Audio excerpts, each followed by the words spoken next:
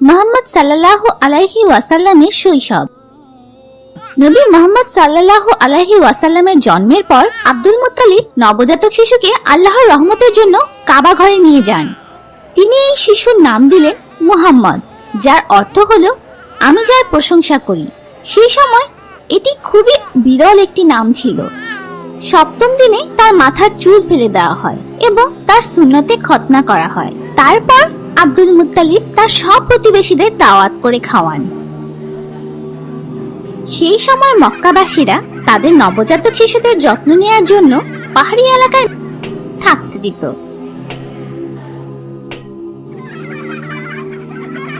এটি শিশুদের শক্তিশালী এবং সুস্থ করে তুলত। সেই যত্ন নেওয়ার মেয়েরা সব থেকে বিশুদ্ধ আরবি ভাষা বলতে পারত। এটি শিশুদের সেরা আরবি ভাষা শিখতে সাহায্য করত। এক সময় বানসুদ বংশ থেকে কিছু মেয়েরা কোন শিশুর যত্ন নিতে হবে তা খুঁজতে মক্কায় আসে। হালিমা ও তার স্বামী হরিত ইবনে আব্দুল উজ্জাহা রাদিয়াল্লাহু আনহু সেই দলে ছিলেন। তারা খুব গরিব ছিল এবং তাদের সাথে একটি খুব দুর্বল গাধা ছিল। তাই তারা বাকি দলের থেকে অনেক পেছনে পড়ে যায়। আব্দুল মুত্তালিব সকল মেয়েদের শিশু মুহাম্মদ সাল্লাল্লাহু আলাইহি ওয়াসাল্লামের যত্ন নেওয়ার জন্য বলেন।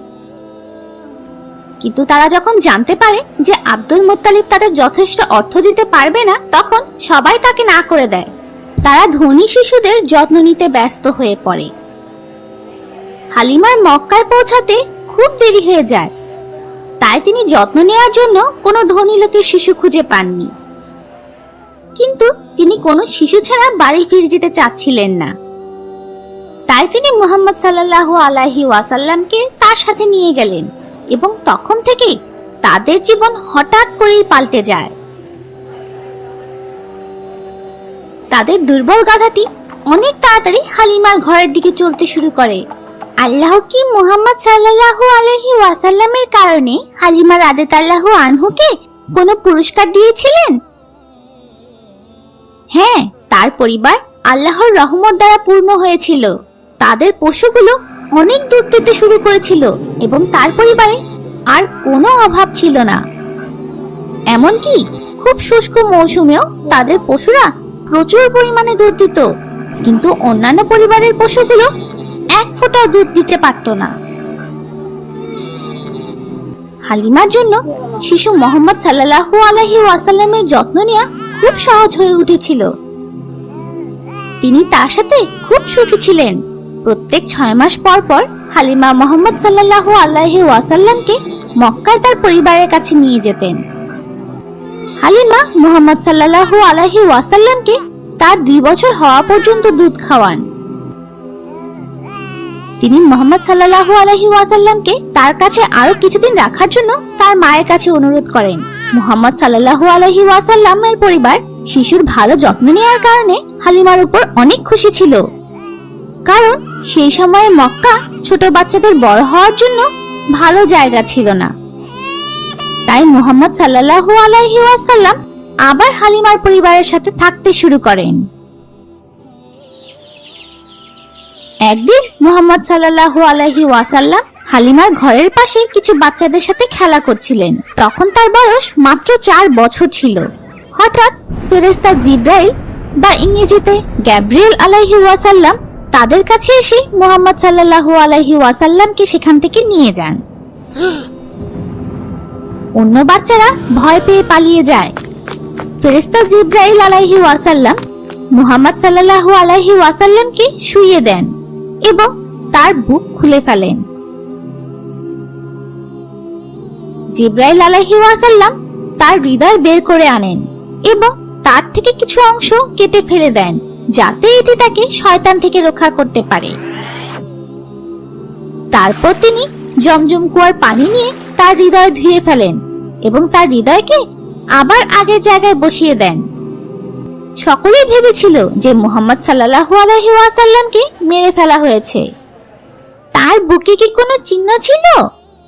হ্যাঁ, তার বুকে কেটে যাওয়ার চিহ্ন ছিল। সবাই খুব ভয় পেয়েছিল। হালিমা মুহাম্মদ সাল্লাল্লাহু আলাইহি ওয়াসাল্লামকে তার সাথে রাখতে নিরাপদ বোধ করছিলেন না।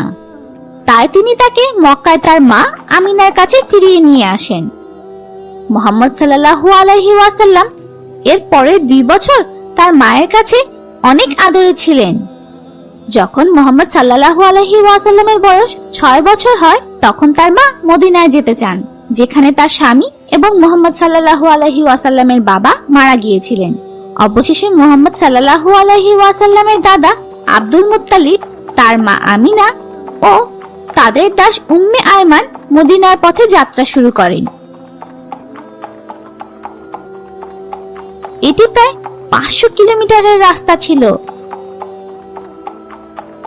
তারা সেখানে প্রায় 1 মাস থাকে এবং তারপর তারা আবার মক্কায় ফিরে আসতে শুরু করে। তারা যখন আওয়া শহরের মাঝামাঝি পথে আসে, তখন তার মা আমিনা খুব অসুস্থ হয়ে মারা যান। তাকে সেখানেই কবর দেওয়া হয়। ছোট্ট ছেলে মুহাম্মদ সাল্লাল্লাহু আলাইহি ওয়াসাল্লাম তার মাকে হারিয়ে ফেলেন এবং তিনি এতিম হয়ে যান। মুহাম্মদ সাল্লাল্লাহু আলাইহি ওয়াসাল্লামের জন্য তার দাদা আব্দুল মুত্তালিব খুব কষ্ট পাচ্ছিলেন। তিনি তাকে অনেক ভালোবাসতেন। এর পরের 2 বছর তিনিই তার যত্ন নিয়েছেন।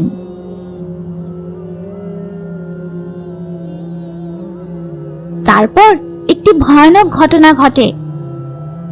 নবীর বয়স যখন 8 বছর, তার দাদা আব্দুল মুত্তালিব অসুস্থ হয়ে মারা যান। মুহাম্মদ সাল্লাল্লাহু আলাইহি ওয়াসাল্লাম তার শেষ আশ্রয় হারিয়ে ফেলেন। তিনি তার বাবা, মা এবং দাদা ছাড়া খুব দুঃখী হয়ে ওঠেন। তার চাচা আবু তালিব তাকে অনেক ভালোবাসতো। আবু তালিব খুব গরিব ছিলেন, কিন্তু মুহাম্মদ সাল্লাল্লাহু আলাইহি ওয়াসাল্লামের যত্ন নিতে পেরে তিনি খুব খুশি হয়েছিলেন। মুহাম্মদ সাল্লাল্লাহু আলাইহি ওয়াসাল্লাম তার শিশুকালে কি কোনো অলৌকিক ঘটনা দেখিয়েছিলেন? মুহাম্মদ সাল্লাল্লাহু আলাইহি ওয়াসাল্লাম তার শিশুকাল থেকে অনেক অলৌকিক কাজ করা শুরু করেছিলেন। একসময় খুব শুকনো মৌসুম ছিল। অনেক লম্বা সময় ধরে কোনো বৃষ্টি হচ্ছিল না। খরার কারণে প্রতিটি পরিবারে খাদ্যের অভাব দেখা দিয়েছিল। তখন আবু তালিব কুরাইশদের নেতা ছিলেন, তাই সব লোকেরা তার কাছে আসে এবং আশা করে যে তিনি জানেন কি করতে হবে। আবু তালিব শহরের ঠিক মাঝখানে মুহাম্মদ সাল্লাল্লাহু আলাইহি ওয়াসাল্লামকে নিয়ে গেলেন এবং কাবা ঘরের পাশে দাঁড়ালেন। সেই সময় মুহাম্মদ সাল্লাল্লাহু আলাইহি ওয়াসাল্লাম সূর্যের মতো জ্বলতে শুরু করেন। লোকেরা তার মাথার উপর কালো মেঘ দেখতে পায়। তারা সকলে বৃষ্টির জন্য প্রার্থনা করতে শুরু করে। তখনই বিভিন্ন দিক থেকে মেঘ একসাথে হতে শুরু করে। অনেক লম্বা সময় পর অলৌকিকভাবে বৃষ্টি হতে শুরু হয়। ফসল জন্মাতে শুরু করে এবং আল্লাহ তাআলা তাদের খাবারের সকল সমস্যা দূর করে দেন। তার শিশুকালে কি কোনো বিশেষ সংকেত দেখা গিয়েছিল যাতে লোকেরা বুঝতে পারে যে তিনি পরে নবী হবেন? হ্যাঁ, তার সময় অনেক সংকেত দেখা গিয়েছিল যে তিনি একজন নবী হবেন। আমি তোমাদের একটি গল্প বলি।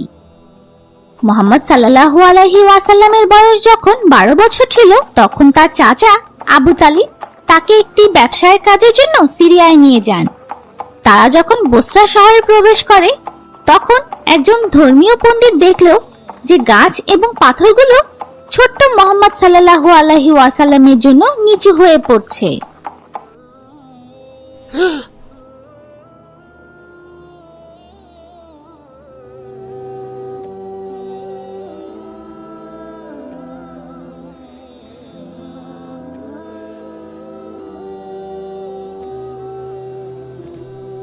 তিনি মুহাম্মদ সাল্লাল্লাহু আলাইহি ওয়াসাল্লামের হাত ধরে বললেন, এই ছেলে একজন নবী হবে এবং সকলের জন্য রহমত নিয়ে আসবে। আবু তালিব অবাক হয়ে জিজ্ঞেস করলো যে সে কিভাবে তা জানতে পারলো। তখন সেই পণ্ডিত জবাবে বলেন যে বাইবেলের জ্ঞান থেকে তিনি এটি জানতে পেরেছেন। তিনি বলেন যে মুহাম্মদ সাল্লাল্লাহু আলাইহি ওয়াসাল্লামের কাঁধের নিচে নবীত্বের একটি চিহ্ন রয়েছে, যেটি দেখতে একটি আপেলের মতো। তিনি মুহাম্মদ সাল্লাল্লাহু আলাইহি ওয়াসাল্লামকে নিরাপদে মক্কায় পাঠানোর জন্য আবু তালিবকে অনুরোধ করেন, কারণ কিছু লোক আছে যারা সেই কথা জানতে পারলে নবীকে হত্যা করার চেষ্টা করতে পারে। আবু তালিব তখনই তার কিছু বিশ্বস্ত লোকেদের সাথে মুহাম্মদ সাল্লাল্লাহু আলাইহি ওয়াসাল্লামকে মক্কায় পাঠিয়ে দেন।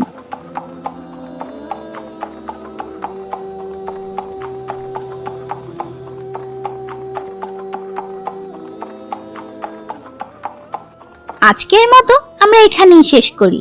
ইনশাআল্লাহ আমাদের আবার দেখা হবে।